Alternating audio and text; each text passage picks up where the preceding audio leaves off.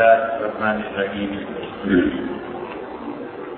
جیسا کہ پہلے آپ سے عرض کیا تھا، حضرت شاہ ولی اللہ رحمۃ اللہ علیہ در حقیقت اصول کی ایک بحث کر رہے ہیں، اور اصولی بات یہ ہے کہ شریعت جتنے بھی کاموں کا حکم دیتی ہے، یہ کام بذات خود، یہ کام اپنی حیثیت میں، یہ کام اپنے وجود میں کوئی خوبی رکھتے ہیں یا نہیں رکھتے، اور اس کا فیصلہ کون کرے گا؟ کیا انسان کی عقل اس چیز کا فیصلہ کرے گی یا شریعت فیصلہ کرے گی؟ مثلاً نماز ہے تو نماز کا پڑھنا کیسا ہے، عقل فیصلہ کرے گی یا شریعت فیصلہ کرے گی؟ سود ہے، بدکاری ہے، شراب کا پینا ہے، یہ چیز کیا عقل بتائے گی کہ بری بات ہے نہ کرو، یہ شریعت بتائے گی کہ نہ کرو؟ تو معتزلہ اور اہل تشریع وہ اس طرف گئے کہ وہ کہتے ہیں اس کا کل نظام عقل کا ہے. اگر عقل کہے کہ یہ کام کرو کر دینا چاہیے، عقل نہ کہے کہ نہ کرو. اور اشاعرہ کا جو ٹکر کی معتزلہ سے کی وہ بالکل دوسرے اینڈ میں چلے گئے، اور انہوں نے کہا کہ شریعت نے بتایا ہے کہ یہ اچھا ہے، شریعت نے منع کیا ہے کہ یہ برا ہے. اگر شریعت نہ منع کرتی تو شراب کا پینا یہ بھی ناجائز نہ ہوتا، یہ بھی ٹھیک تھا. اور شریعت نہ منع کرتی تو نشے کا کرنا یہ بھی جائز ہو جاتا. اور شریعت اگر نہ روکتی تو جتنی بدکاری اور گناہ ہے وہ سب جائز ہونے چاہیے. اور اسی طرح زمزم کا پینا ثواب کی چیز ہے. اگر شریعت کہے تو ثواب کی چیز ہے، بدلنا اگر شریعت کہتے کہ یہ گناہ کی چیز ہے، وہ گناہ کی چیز ہے، عقل کا کوئی دخل نہیں. یہ مسئلہ جب حاصلی حضرات کے یہاں آیا کے نام، تو انہوں نے اس میں ایک درمیان کا راستہ اختیار کیا. بنیادی طور پر یہ فلسفے کا مسئلہ ہے کہ آپ اصل میں کس چیز کو حرام بناتے ہیں. آپ اپنے اعمال کی بنیاد اس کا فیصلہ کرنے کے لیے عقل کو اتھارٹی سمجھتے ہیں یا شریعت؟ تو معتزلہ اور امامیہ انہوں نے کہا ہے، اشاعرہ نے کہا شریعت.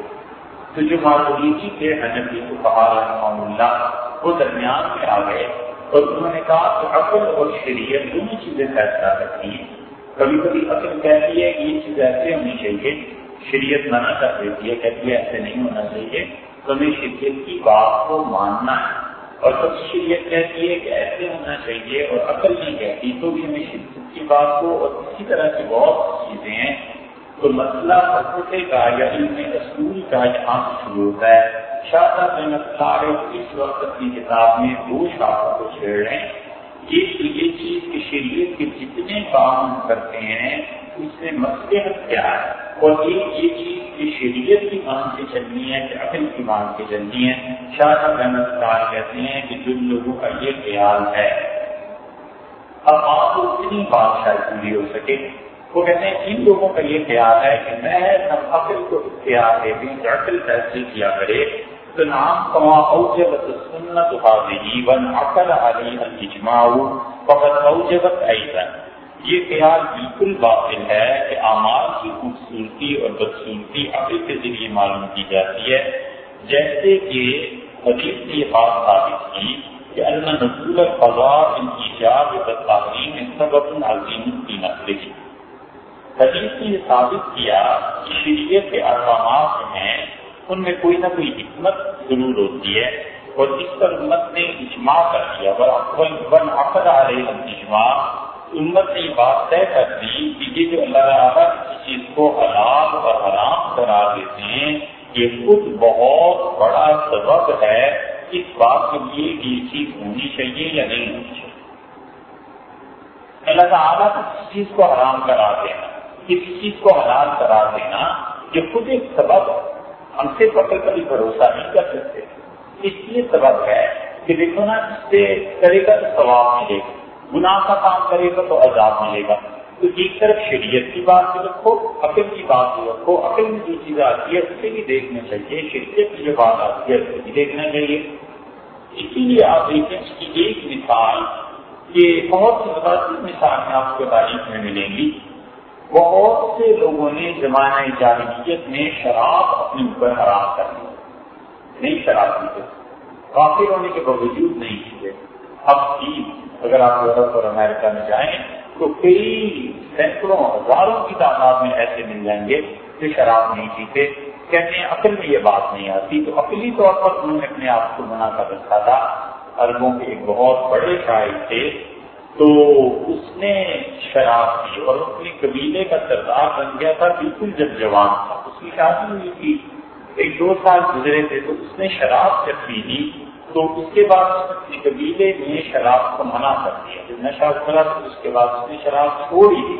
تو لوگوں نے اس سے پوچھا کہ اس کا سبب کیا بنا، تو اس نے کہا شراب جب میں نے پی لی تو میں نے ہاتھ اٹھایا تو میری بیٹی کو جا رہا، چھوٹی بچی کو، تو مجھے فرق نہیں محسوس ہوا کہ میری بیٹی کون ہے اور بیوی کون ہے۔ تو مجھے جب نشہ اترا تو میری بیوی نے بتایا کہ تم نے یہ حرکت کی ہے، تو میرے ذہن میں آیا کہ جو چیز اتنی خراب ہو کہ بیوی اور بیٹی میں فرق کو مٹا دے، اس کے قریب نہیں جانا چاہیے۔ اس میں شراب ہمیشہ کے لیے تک کر ایسی 20 چیزیں مل جائیں گی۔ بنیاد کیا ہے؟ بنیاد یہ ہے کہ ان لوگوں نے عقل سے کام لیا، اوپر سے جب شریعت آ گئی تو حضور صلی اللہ علیہ وسلم نے منع فرما دیا۔ اب نتیجہ اس کے یہ نکلا کہ شراب عقل بھی حرام تھی اور اس کے ساتھ ساتھ شراب نے بھی اسے حرام قرار دے دیا۔ صحابہ کرام رضی اللہ عنہ بھی بہت سے تھے جنہوں نے کبھی شراب نہیں کی، مثلاً سیدنا علی رضی اللہ عنہ کبھی شراب نہیں پی تھی۔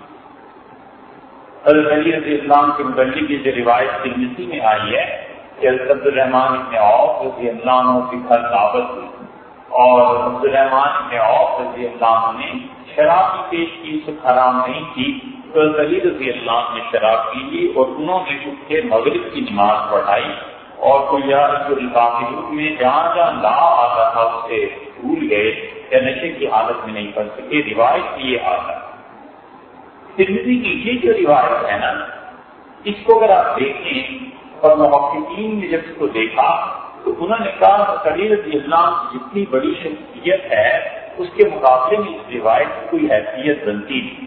تو جب تحقیق انہوں نے کی تو معلوم ہوا کہ یہ بات، یہ روایت صحیح سیاسی دور میں، اس سیاسی دور میں جب علی رضی اللہ عنہ کے مخالفین نے کافر کہتے تھے تو حدیث تو اصل میں یہ تھی کہ عبدالرحمن بن عوف رضی اللہ عنہ نے دعوت کی اور شراب پیش کی اور ایک شخص نے امامت کرائی۔ تو جو خارجی تھے، اس کے راوی ہیں خارجی، اس خارجی نے اس ایک شخص کا نام ہٹا کے علی رضی اللہ عنہ کا نام لگا دیا کہ علی رضی اللہ عنہ نے امامت کرائی۔ تو یہ سیاسی طور پر اس روایت میں گڑبڑ ہو گئی۔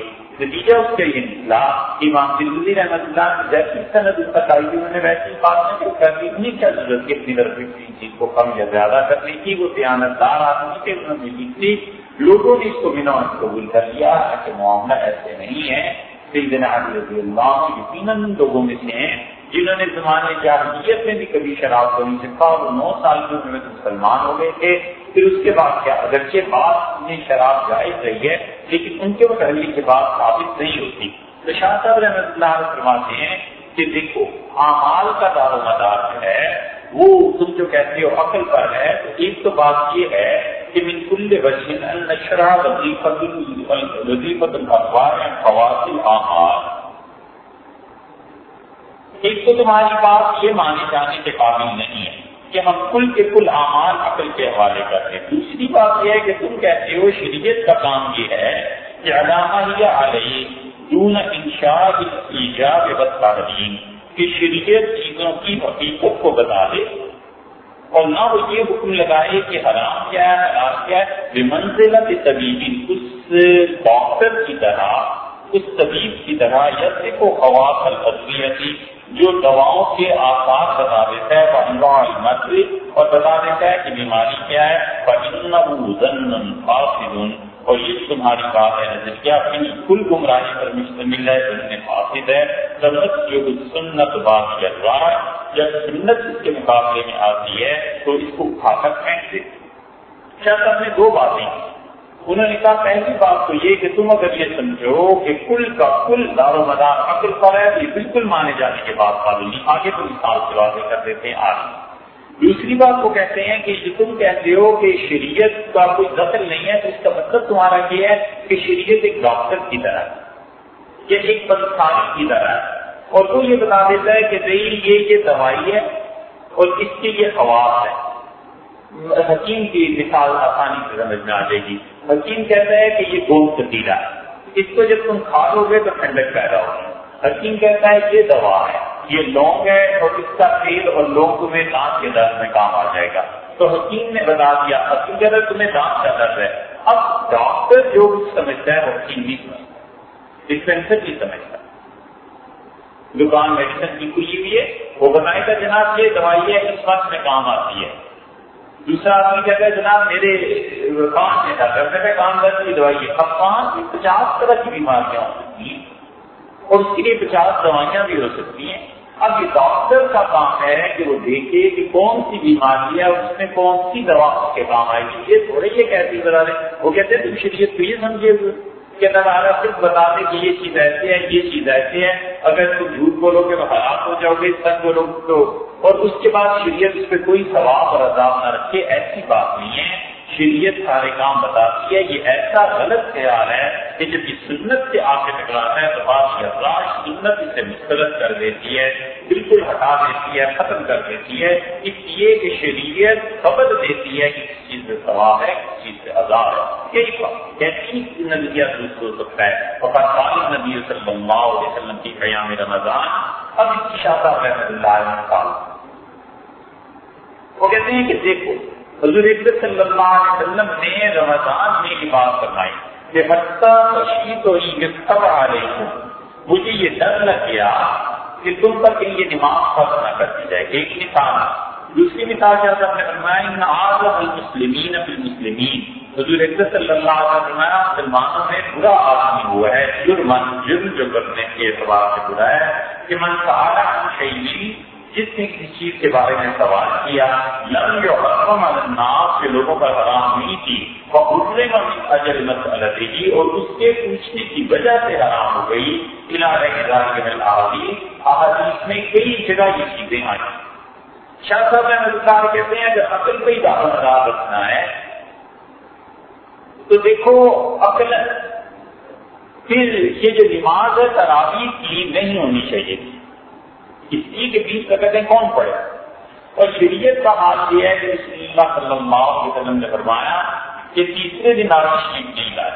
حدیث میں آتا ہے کہ صحابہ کرام رضی اللہ عنہ مسجد میں انتظار کرتے رہے، پھر کچھ لوگوں نے چھوٹے چھوٹے کنکر پھینک کے دروازے پہ تاکہ آپ کو آگاہی ہو جائے، کچھ لوگ اٹھے اور انہوں نے ناخن دروازے پہ بجائے یا لگائے تاکہ آپ تشریف لے آئیں، لیکن آپ نہیں آئے، اور آپ صبح آئے اور آپ نے فرمایا کہ مجھے شوق تھا نا نماز کا، رات میں دیکھ رہا تھا، مجھے ساری اطلاع مل رہی تھی، میں اس لیے نہیں آیا کہ ایسے نہ ہو کہ تم پہ یہ نماز فرض ہو جائے۔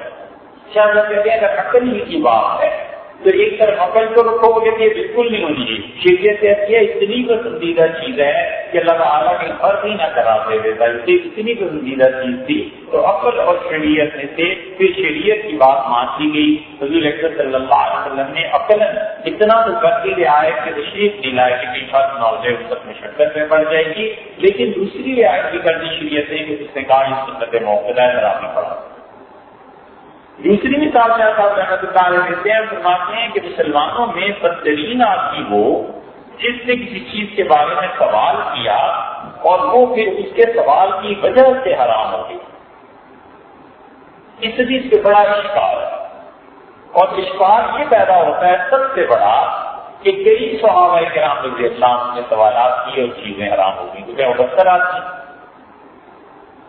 بڑی واضح مثال عمر رضی اللہ عنہ کی ہے، شراب عمر رضی اللہ عنہ بار بار پوچھتے رہے یہاں پہ کیا حرام ہو گئی۔ حضور اکرم صلی اللہ علیہ وسلم نے کس موقع پر یہ حدیث بیان کی، اس کے بارے میں بھی سوچ لینا چاہیے۔ بات یہ ہے کہ کچھ چیزیں ایسی ہیں جو عقل خود حرام کہتی ہے،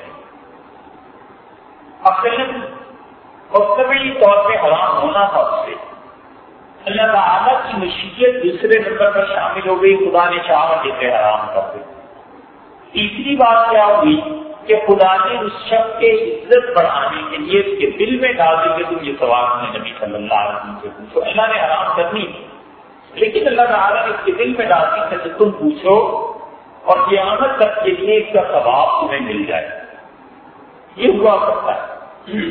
آپ اپنی زندگی میں اس اصول پہ غور کیجیے کہ جو اللہ کے اچھے بندے ہوتے ہیں، نبی اچھے ہوں، ماں باپ ہوتے ہیں، جس شخص کا مقام ایسا ہو کہ اس کے متعلق ایک اندازہ ہو اس کی دعا قبول ہو جائے گی، بلا وجہ کبھی کبھی بددعائیں دینا شروع کر دیتا ہے۔ گھر والے کہتے ہیں آپ کو کیا ہو گیا، کس نے آپ کو کہا، یہ کیا کرنے لگے، کبھی کبھی بغیر وجہ کے دعائیں دینا شروع کر دیتا ہے، خود سوچتا ہے کہ میں اس لڑکی کے لیے اس بچے لڑکی کیوں دعا مانگ رہا ہوں، مجھے نہیں پتا کہ خود چند دنوں کے بعد پتا چلتا ہے کہ کوئی آفت آنی تھی یا کوئی خوشی آنی تھی، اللہ نے کرنا تھا، تقدیر خدا نے طے کر دی تھی، خدا نے اس کو ذریعہ بنا دیا ہے تاکہ ان کی دعا یا دعا قبول ہو اور لوگوں کو احساس ہو جائے کہ یہ کوئی عام آدمی نہیں ہے، اس کا ہمارے ساتھ جو تعلق ہے ماں باپ کا، پیر ہونے کا یا کوئی بھی ناتا نسبت یا خدا کا نیک بندہ ہوتا تو اسے سمجھے۔ یہ تین چیزیں مل جاتی ہیں۔ حضرت عمر رضی اللہ عنہ کے معاملے میں یہی ہوا کہ جب شراب کی حرمت تھی، حضرت عمر رضی اللہ عنہ جانتے تھے کہ شراب کو حرام ہونا چاہیے، اس لیے انہوں نے بار بار رسول اللہ صلی اللہ علیہ وسلم سے ذکر کیا جس سے حرام ہونا چاہیے، اللہ نے حرام کرنی تھی تو اللہ تعالیٰ نے ان کے ذہن میں یہ بات ڈال دی کہ وہ بار بار پوچھے۔ اس کی پہلی آیت نازل ہوئی قرآن کریم میں کہ تمہارے لیے جو کھانے کے پھل ہیں ان میں نشے کی چیز بھی ہے اور ان میں یہ چیز بھی، تو جو عقل مند لوگ تھے اسی وقت اللہ نے یہ کہا نا کھانے پینے کی چیز بھی ہے، دودھ وغیرہ، اور ان میں نشہ بھی ہے، تو خدا کو یہ ناپسند ہے کیونکہ پاک اور حلال مال کے مقابلے میں خدا نے اس کی چیز ذکر کی ہے۔ مکہ مکرمہ کا دور تھا، گزر گیا۔ حضرت عمر رضی اللہ عنہ نے پھر سوال کیا رسول اللہ صلی اللہ علیہ وسلم سے، تو آپ نے کہا کہ آپ نے کچھ نہیں فرمایا، اور اللہ نے حکم نازل کر دیا، اللہ نے کہا کہ شراب اور جوا اس میں نفع بھی ہے نقصان بھی، اس کا نقصان زیادہ بڑا ہوا ہے۔ حضرت عمر رضی اللہ عنہ نے کہا اللہم بین لنا بیانا شافیا، اللہ کوئی واضح حکم نازل کر دے۔ حضور صلی اللہ علیہ وسلم کی خدمت میں حاضر ہوئے اور کہا اللہ کہ کوئی واضح حکم ہونا چاہیے۔ رسول اللہ صلی اللہ علیہ وسلم پر تیسری مرتبہ جو نازل ہوا کہ ایمان والو تم نماز کے قریب نہ جاؤ جب تم نشے کی حالت میں، اور تمہارے رضی اللہ عنہ کا بھی بات کھلی۔ پھر چوتھی مرتبہ انہوں نے بار بار سوال کیا تو اللہ نے کہا کہ فاجتنبوا الرجس من الاوثان، نہیں، اللہ تعالیٰ نے فاجتنبوا اس سے ہٹ جاؤ، اور اللہ تعالیٰ نے کہا من عمل الشیطان، یہ شیطان کی گندگی ہے۔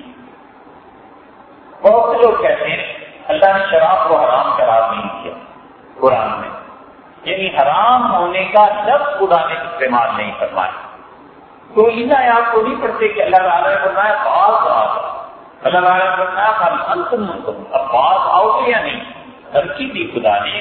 تو عمر رضی اللہ عنہ جو سوال کیے بار بار وہ چیز حرام ہو گئی، تو وہ اس حدیث کے ذمن میں صحابہ رضی اللہ عنہ نہیں آتے، کیونکہ خدا کو منظور یہی تھا کہ یہ چیزیں ہو جائیں اور اللہ نے اس چیز کی۔ اس کے ذمن میں ایسے آیا ہے کہ یہ حدیث ایسے مواقع کے لیے جیسے رسول اللہ صلی اللہ علیہ وسلم حج تھے اور ایک آدمی نے سوال کیا، اس نے کہا اللہ کے رسول کیا حج فرض ہوا ہے صرف اس سال کے لیے یا آئندہ کے لیے؟ تو رسول اللہ صلی اللہ علیہ وسلم چپ رہے، اس نے کہا کیا ہر سال حج فرض ہے؟ پھر تیسری مرتبہ پوچھا تو رسول اللہ صلی اللہ علیہ وسلم چپ رہے، اور آپ کو فرمایا اگر میں ہاں کہہ دیتا، وہ جب آپ کی بیٹھ جاتا تھا اگر میں ہاں کہہ دیتا اور ہر سال فرض ہو جاتا تو ان میں سے کون تھا جو ہر سال رضی اللہ کے حج کے لیے آتا؟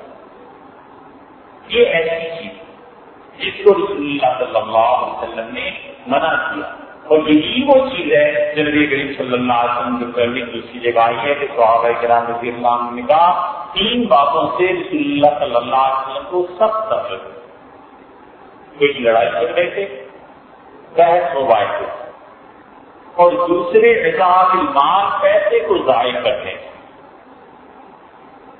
کہ مال کو ضائع نہ کرے، پیسہ اللہ نے دیا ہے سوال سے کسی وقت کام آ جائے گا. کیا ضرورت ہے قوم کا ان چیزوں کے خریدنے کی جس چیز کو ضرورت نہیں. اسی لیے فقہاء نے اصول میں یہ لکھا ہے کہ وہ کہتے ہیں کہ جس چیز کو بھی خریدنا ہو اس سے پہلے سوچے کہ اگر میں اس چیز کو نہ خریدوں تو میرا کیا نقصان. اگر کوئی نقصان نہیں تو چھوڑ دے, اور اگر نقصان ہے تو کسی چھوڑ دے, اور اگر کوئی فائدہ ہے ایسا کہ جس کے بغیر گزارا نہیں ہے تو پھر اس کو خریدے لگانا نہیں. کیونکہ رسول اللہ صلی اللہ علیہ وسلم نے 3 چیزوں سے منع کر دیا. ایک اور کسی چیز کیا کہ کثرت سوال منع کرتے تھے کہ بہت زیادہ مجھ سے باتیں نہ پوچھا کرو. بس ٹھیک ہے, دین جو تم تک پہنچا ہے اس پہ عمل کرو. شاہ رحمۃ اللہ علیہ کہتے ہیں اب دیکھو تم جو عقل پہ بات کرتے ہو تو رسول اللہ صلی اللہ علیہ وسلم نے کس وجہ سے منع کیا تھا کہ تم اس سے سوال زیادہ نہ کرنا ہے کہ نہ کہ کوئی چیزیں حرام ہو جائیں. اس کا مطلب ہے شرارت اس میں دخل ہے. پھر شاہ فرماتے ہیں کئی بار یہ کیسے ممکن ہے کہ محض عقل کی بنیاد پر چھوڑ دیا جائے. بلوکان ازادی کا اگر معاملہ ایسے ہی ہوگا لذاتی کا لجاز افطار مبین الذی یتعانا کتعانی المسافر, تو وہ جو آدمی مقیم ہے اور مشقت اٹھاتا ہے اسے خدا روزے کے افطار کی اجازت دے دیتا تو اس مسافر کے جو مسافر آرام سے سفر کر رہا ہے لمکان الحرج المبنی کی علیہ الحکم فلم یجوز الافطار المسافر المتوقع, تو جو مسافر بہت اچھی طرح سفر کرتا ہے خدا اس سے یہ رخصت چھین لیتا. وَكَذَلِكَ سَائِرَ الْحُدُودِ الَّتِي حَدَّهَا الشَّارِعُ, اور اسی طرح شریعت کے سارے احکامات کو درست. شاہ صاحب رحمۃ اللہ نے ایک اور مثال دی ہے. وہ کہتے ہیں کہ ایک آدمی ہے روزہ رکھنے میں مشقت ہے. فرض کر لیجیے وہ ہل چلا رہا ہے, فرض کر لیجیے کہ وہ بسیں چلاتا ہے, ڈرائیور ہے, اور شدید مئی جون جولائی کی گرمی میں روزہ رکھتے ہوئے سارا دن اپنے بچوں کے لیے رزق کماتا ہے, اور اس کے مقابلے میں ایک مسافر ہے جو بڑے آرام سہولت سے آدمی کی زبان میں کہیں تو فرسٹ کلاس میں سفر کر رہا ہے, جہاز میں سفر کر رہا ہے, یہاں سے کراچی چلا گیا, فرسٹ کلاس میں چلا گیا, اسے پتہ نہیں ہوگا کیا چیز ہے کیا نہیں. وہ کہتے ہیں اگر عقل کی بات کرنی ہے, سارا دار و مدار عقل پر رکھنا ہے, تو پھر اس مسافر کو شریعت کو اجازت نہیں دینی چاہیے تھی, اور یہ جو گھر میں مقیم ہے اس سے کہہ دینا چاہیے تھا کہ تم روزہ افطار کرو, کیونکہ تمہارے لیے بڑی مشقت ہے. اشارہ فرماتے ہیں شریعت کے جتنے بھی احکامات ہیں ان کو ایسے ہی سمجھنا چاہیے. اس کی ایک مثال وہ بھی ہے جب سیدنا علی رضی اللہ عنہ میں تھے. حضرت علی رضی اللہ عنہ کسی نے کہا کہ شریعت کا سارا دار و مدار عقل پہ کیوں نہیں؟ تو انہوں نے کہا نہیں ہے. اس کا کیوں نہیں ہے؟ تو انہوں نے کہا یہ تو اللہ تعالیٰ ہی بتا سکتا ہے. تو اس نے کہا ہوتا تو کیا ہوتا؟ انہوں نے کہا ہوتا تو یہ ہوتا کہ جوتوں پر جو موزوں پر جرابوں پر جو مسا کرنا ہوتا ہے تو مانا کہ مسا پاؤں کے تلوے کی طرف کرنا چاہیے تھا, اوپر کرنے کے کیا معنی, کیونکہ آدمی تو پاؤں میں نیچے کی طرف سے چلتا ہے نا, تو تلوے جو تھے انہوں نے کہا وہ خراب ہوتے ہیں, تو پھر مسا وہاں کرنا چاہیے تھا, اوپر کرنے کے کیا معنی. تو یہ شاہ صاحب رحمۃ اللہ علیہ فرماتے ہیں کہ ساری حدود جو شریعت نے رکھی ہیں ان سب کا یہی حال ہے کہ صرف عقل پر مبنی باتیں نہیں ہیں, بلکہ شریعت میں کچھ نہ کچھ اپنا حصہ رکھتی ہے. ہمیں شریعت کو بھی لے کے چلنا ہے اور ہمیں عقل کی رائے بھی دیکھنی ہے کہ عقل اس میں کیا ہے.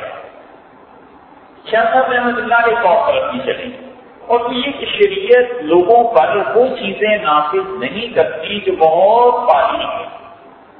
لوگوں کو شریعت نے اجازت دی, مثلا رسول اللہ صلی اللہ علیہ وسلم نے فرمایا کہ دیکھو سورج اس طرح ڈوب جائے تو افطار کر دیا کرو, اور اس طرح سے صادق ہو جائے تو روزے کو کھانا چھوڑو. رسول اللہ صلی اللہ علیہ وسلم نے فرمایا دیکھو چاند 29 کا بھی ہوتا ہے اور 30 کا بھی ہوتا ہے, اور جب 29 پورے ہو جائیں اور تمہیں چاند نظر نہیں آیا شوال کا تو عید کر دیا, شوال کا چاند نظر نہیں آیا تو 30 کا روزہ رکھو, اور اگر پورے ہو گئے ہیں اور شوال کا چاند نظر آ گیا تو عید کر. حضور صلی اللہ علیہ وسلم نے بہت سی چیزیں لوگوں پر چھوڑ دی تاکہ دین کے معاملے میں کہیں بھی تنگی نہ رہے. اب اس کے ایک اور مثال لے لیجیے کہ کفار تھے اور کافر سورج کو سجدہ کیا کرتے تھے. یہ سورج کے سجدہ کرنے کے 3 اوقات تھے, طلوع کے وقت, غروب کے وقت, اور جب سورج سر پر آ جاتا ہے بالکل نصف النہار ہو جاتا ہے. ان تینوں اوقات میں شریعت نے سجدے کو ممنوع قرار دے دیا. سوال یہ اٹھا کہ ضعفہ کبریٰ کے وقت کوئی آدمی سجدہ کرے یا نہ کرے, تو ضعفہ کبریٰ کے وقت انہوں نے کہا کہ سجدہ نہ کرے. یہ ضعفہ کبریٰ کیا چیز ہے؟ ضابطۂ کبریٰ اصل میں سمجھنے کی بات یہ ہے کہ آپ کو کام آئے گی گئی کہ نماز کے ممنوع اوقات کیا ہیں. 3 تو وقت یہ ہو گئے، طلوع غروب اور آفتاب، طلوع غروب اور نصف النہار. نصف النہار حقیقی آپ کو نقشے میں لکھا ہوا بھی مل جائے گا. 2 وقت اور منع ہو گئے نفلوں کے لیے، ایک فجر کے بعد ہو گئے، فجر کے بعد 5 وقت ہو گئے. 6واں وقت ضابطۂ کبریٰ کا ہے. ضابطۂ کبریٰ کا مطلب یہ ہے کہ جب سورج اپنے بالکل نصف النہار آدھا دن ہونے سے پہلے خوب روشنی پر ہوتا ہے، اس وقت میں بھی حنفی فقہا کہتے ہیں سجدہ نہ کریں. اور یہ ضابطۂ کبریٰ فارسن کے علماء خاص طور پہ منع کرتے تھے. اور ان 6 اوقات میں سے یہ جس وقت میں انہوں نے سجدہ کرنے سے منع کیا، ضابطۂ کبریٰ کا مطلب سورج کا بہت اوپر آ جانا. نصف النہار کیا ہوتا ہے؟ آدھا دن. یہ بھی بات ہے، آدھا دن 2 طرح سے ہوتا ہے.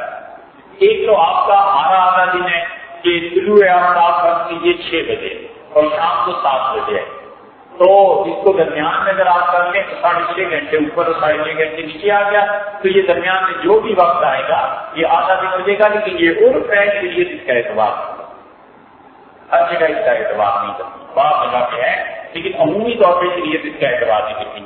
شریعت دن سے شروع کرتی ہے صبح 7 بجے. آج کل فرض کر لیجیے صبح صادق ہو رہی ہے 3:30 بجے اور شام کو سورج ڈوب رہا ہے 7:30 بجے، تو 3:30 سے 3:30 12 گھنٹے 16 گھنٹے کا دن ہو گیا ہے. اب 8 گھنٹے جب آپ صبح اوپر سے ملائیں تو 11:30 ہو گئے. یہ 11:30 جو ہیں یہ شرعی نصف النہار ہو جائے گا، آدھا دن جہاں آ جائے گا. حقیقی نصف النہار کے آدھا دن کب ہوتا ہے؟ سورج کی چال کے مطابق وہ آپ دیکھ سکتے ہیں نقشے. اتنی بات اگر سمجھ میں آ جائے تو ضابطۂ کبریٰ کو شریعت نے کیا قرار دیا ہے؟ وہ کہاں کہتے ہیں ضابطۂ کبریٰ جو ہے اس میں سجدہ نہیں کرنا چاہیے. ضابطۂ کبریٰ کیسے معلوم ہوتا ہے؟ وہ معلوم ایسے ہوتا ہے کہ آپ فرض کر لیں 4 بجے صبح صادق ہوتی ہے، 7 بجے 6 بجے کر لیتے ہیں، 6 بجے غروب آفتاب ہوتا ہے، تو 4 اور 6 کو ملا لیجیے، کیا بن جاتا ہے؟ اس 10 کو 2 پہ تقسیم کر لو تو 5 آ گئے. اس 5 میں 6 گھنٹے شامل کر لیجیے، 11 ہو گئے. ٹھیک ہے، تو جب 11 بجیں گے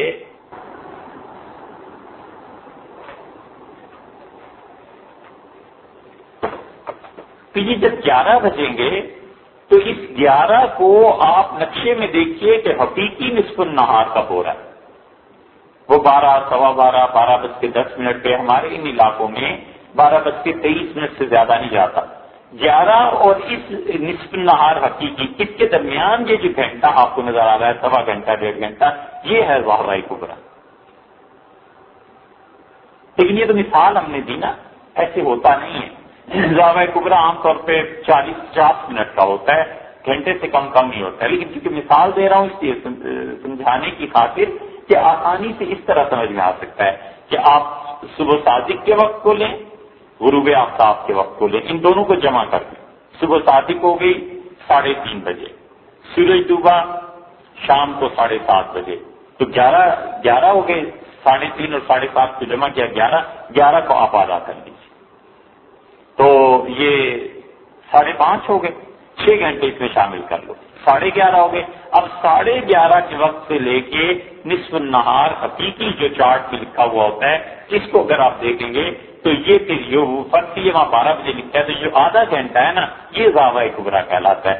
حنفی فقہا کہتے ہیں کہ اس میں سجدہ نہیں ہونا چاہیے کیونکہ سورج بھرپور طریقے پہ آ رہا ہوتا ہے اور یہ مشابہت ہو جائے گی اہل کتاب سے، یہودیوں سے، یا یہودیوں سے نہیں جو سورج کی پرستش کرتے ہیں ان سے، اس لیے اس میں سجدہ نہ کرو. ایک موقف یہ آ گیا، بہت سے علماء نے اس پہ فتویٰ دیا ہے. اور ضابطۂ کبریٰ اب تو خیر ضابطۂ کبریٰ کا مفتی حضرات بھی کوئی اتنا نہیں کرتے اور چارٹ میں بھی نہیں چھپا ہوا ہوتا نا، اب ضابطۂ کبریٰ نہیں چھاپتے. پہلے چھاپتے تھے. آج سے 20 سال پرانے نقشے بھی آپ کی مسجدوں کی دیکھیں نا، اس میں ضابطۂ کبریٰ لکھا ہوا ہوتا تھا اور یہ دلیل تھی اس بات کی کہ اس کے بعد سے زوال تک نماز نہیں پڑھنی، سجدہ نہیں کرنا. کچھ حضرات نے اس بات مسئلے پر جب بحث کی تو انہوں نے کہا کہ بھئی صحابہ کبریٰ کو کسی آدمی کو کیا پتہ چلے گا، کس کو روکتے پھرو گے کہ نماز پڑھنی ہے کہ نہیں پڑھنی، اس لیے اس کو سیدھی طرح یہ کہو کہ زوال کے وقت نماز نہیں پڑھنی، اور زوال کا وقت تو 1-2 منٹ کا ہوتا ہے، بس زوال آیا اور گیا۔ حتیٰ کہ مفتی عزیز الرحمان صاحب رحمۃ اللہ علیہ جو دارالعلوم دیوبند کے مفتی تھے، مفتی صاحب نے صحابہ کبریٰ کا اعتماد نہیں کیا، مفتی صاحب نے